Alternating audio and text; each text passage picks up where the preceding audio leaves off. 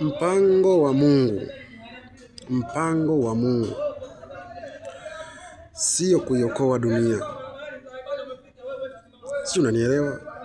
Mpango wa Mungu sio kuiokoa dunia wala kuisaidia dunia, bali mpango wa Mungu ni kuwasaidia wanadamu, kuwaokoa wanadamu kutoka kwenye hii dunia.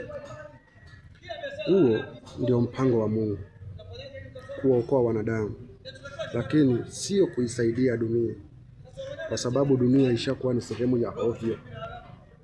Yaani duniani kushakuwa ni sehemu ya ovyo. Kwa Mungu mpango wake, ipo siku moja dunia ataikunja kama karatasi na kuitupa kwenye ziwa liwakalo moto. Watakao kwenda huko ni wale wasiomwamini Mungu, kuiamini kazi ya Mungu, kuiamini kazi ya msalaba. Hao watakuwa ni wana wa hii dunia. Na kuna watu wako duniani lakini sio wana wa hii dunia na sio watu wa dunia hii. Hao kuna sehemu yao. Kama ushawahi kusikia sehemu inaitwa mbinguni, kwa wale watakao muamini Mungu, hiyo ndio sehemu yao. Kwa hiyo ndugu zangu, tuachane na kuhangaika na mambo ya dunia, kuhangaika na mambo ya duniani, kwa sababu duniani tupo kwa kitambo kidogo sana. Yaani kwa ufupi ni kwamba duniani tunapita. Hakuna hata mmoja ambaye atasitirika kwenye hii dunia, hayupo. Kwa sababu dunia na mambo yake yote yanapita. Dunia na mambo yake yote yanapita, wala hakuna atakayesalia. Kwa kama hutaki kupita na dunia, ni kumwamini tu Mungu. Mwamini Mungu, amini kazi zake, amini kazi ya msalaba.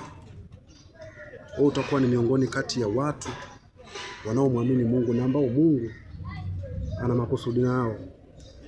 Kwa sababu kama una makusudi na Mungu, utamwamini Mungu na utaamini kazi zake.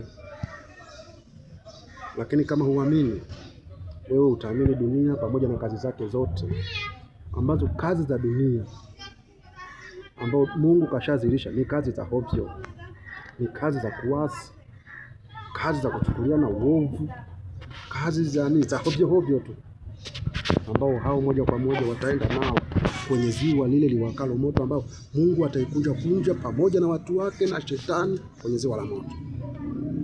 Kwa hiyo mpango wa Mungu bado sio kuisaidia dunia.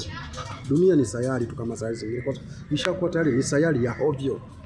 Ni sayari kama zilivyokuwa sayari nyingine, ila Mungu ameamua kutuweka duniani, ila wanadamu tukaigeuza dunia kama sehemu ya vitu vya ovyo, uasi, uovu, ushetani tu. Basi Mungu akajichukulia watu duniani, akatuletea kazi ya msalaba duniani, ili kila atakaye muamini asipotee, bali awe na uzima wa milele. Kwa kazi ya Mungu au malengo ya Mungu sio kuisaidia dunia, sio kuisaidia dunia hata kidogo, bali nia ya Mungu ni kuwaokoa wanadamu tu. Yaani Mungu ana shida na wewe basi.